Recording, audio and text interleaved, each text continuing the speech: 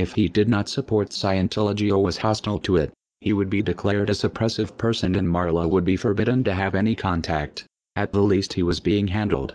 As this video shows, Kent Snyder worked regularly and closely with CCHR, actively promoting legislation favorable to them. This bill is not successful, is not passed, then 2 or 3 or 4 years from now, what you're going to find is you're going to find stories of parents who said, why didn't we work harder? My child is now subject to mental screening. He's now subject to therapy. There's all sorts of coercive measures that are going on. So the time is now. Parents need to understand that, and we're going to do everything we can to fight against it. This is important because there is an attempt to rationalize Ron Paul's involvement with CCHR and founding member Dr. Zass as harmless. On the Ron Paul forums, when a supporter points out the Scientology connection, another member tries to spin Zass as a great libertarian who is not a Scientologist nor is sympathetic to Scientology. This is bullshit. CCHR is a branch of Scientology and SZAZS co-founded it. The Church of Scientology would never allow someone they did not control to have that much influence. The CCHR website was registered by Scientologist Amber Smayataki. Most of the board are Scientologists.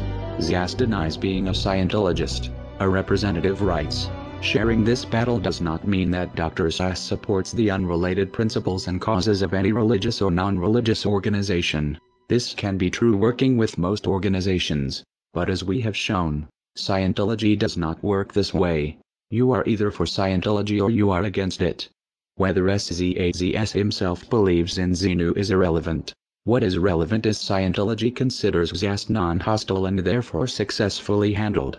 Kent Snyder may have something in common with Lisa McPherson. His involvement with a cult might have killed him. Like Zass, Scientology believes in an extreme version of personal responsibility. That disease is a result of body thetans and it is the Scientologists' fault for not trying hard enough to clear them. If they did, goes the theory, they would be free of disease. Zass doesn't push body thetans, but he does promote a dangerous distorted idea of mental illness that has the same potential effect, discouraging people from getting help because according to him any problems they have are imaginary. The CCHR was created in 1969. Founded by the Church of Scientology and by famous renegade psychiatrist Dr. Thomas Zass.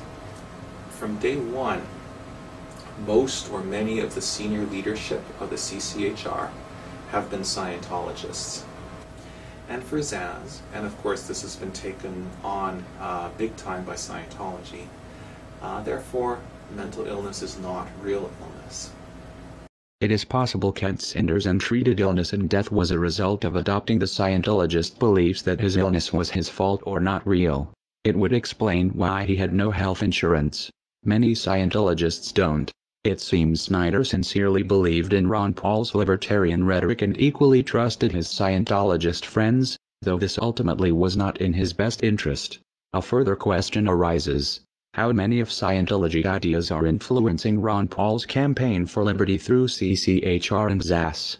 The Scientology connection to Ron Paul has been noted in a handful of disingenuous threads on the Ron Paul forum. They are disingenuous because they ask questions a Google search can answer in seconds, yet few people link to these results. The threads are phishing members to see how much Paul supporters know about the connection, and when someone appears knowledgeable, the information is spun. In one of these threads, Scientologists in Clearwater are praised for organizing one of Ron Paul's events in 2007. The writer clearly doesn't understand the significance of saying Scientologists and former Scientologists are involved. It's possible he is confused or misinformed. It's also possible Scientologists are lying about no longer being in the church. It would be a glaring anomaly that, everywhere else former Scientologists are considered SPs to be shunned by current members. Except for those working on the Ron Paul campaign. More likely Scientology finds it expedient to muddle the connection by having members involved avowed they are former Scientologists. Since most Paul supporters don't know the first thing about Scientology or how to check the information, Ron Paul's campaign manager Kent Snyder had a close working relationship with the Scientology group CCHR from at least 2005.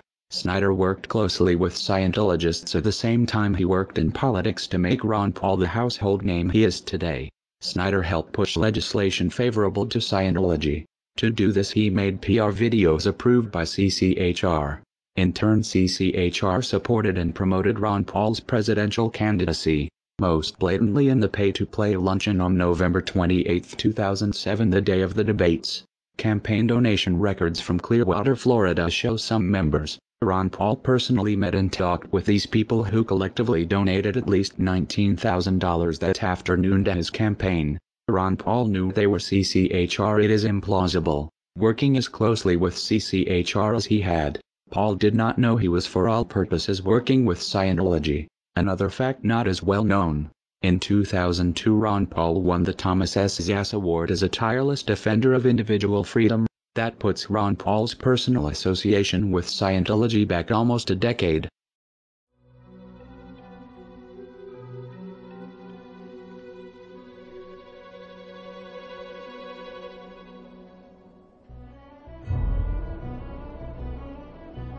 It stretches credibility that Snyder was unaware of the Lisa McPherson situation and other Scientology crimes and abuses. Snyder was no doubt deep in denial about the events that led to December 5th death of McPherson at Scientologist hands. Otherwise, why work with Scientology? This shows effectively the Ron Paul presidential campaign and Ron Paul himself have been influenced by Scientology for years. So it was no surprise in 2008. When approached with concerns about Scientology's tax-exempt status, Ron Paul was dismissive. His statement, "I understand your concerns about Scientology," implies Ron Paul was aware of the problems of the so-called church and the fact independent observers consider it a criminal cult. In spite of this understanding, he had no problem speaking with them and taking their money. He would also have known about the pre-Chainology protest against Scientology, since at least one in memory of Lisa McPherson was targeted at CCHR during their Industry of Death Museum opening, that Kent Snyder attended.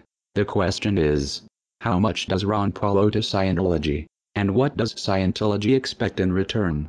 The total amount of contributing dollars by Scientology to Campaign for Liberty may never be known. Whatever the amount, do not doubt Scientology expects a return on their investment in Ron Paul should he ever actually win the presidency. Paul supporters will try to dismiss this like they dismiss concerns about Ron Paul's donation from racist Stormfront.org founder Don Black. As odious as Black is, there is no evidence people have died opposing Stormfront.org. There is ample evidence the lives of critics of Scientology have been threatened and lost. Scientology plays hardball with anyone who challenges them. The same can be expected of anyone who tries to double-cross the cult. If Paul supporters find this hard to believe, they should familiarize themselves with Operation Snow White, where Scientology bullied the IRS for tax-exempt status. An organization that can strong-arm the IRS is not going to find a misguided Ross Perot wannabe hard to handle. To this day Scientology, through CCHR, works with Ron Paul. Anyone critical of Scientology is a suppressive person to be disconnected. Therefore we can conclude Scientology's leadership does not view Ron Paul or his supporters as suppressive persons. Scientology views them as allies to be handled, and that should worry everyone concerned about freedom. Scientology is not about freedom, it is about control, and it would rather let someone die than lose control. Scientologist Marla wrote, "All my peeps, this was sent to me by Ron Paul's right-hand man, who happens to be a very close friend of mine. In fact, I was on the plane with him when he told me Marla were going for the presidency. If it was Kent Snyder who told Scientologist Marla that Campaign for Liberty was supporting Ron Paul for the presidency, he considered it important to contact Scientology, possibly to maximize Scientology's fundraiser machine for Ron Paul's campaign." Marla seemed excited, perhaps at the possibility of a president sympathetic to the cult. A president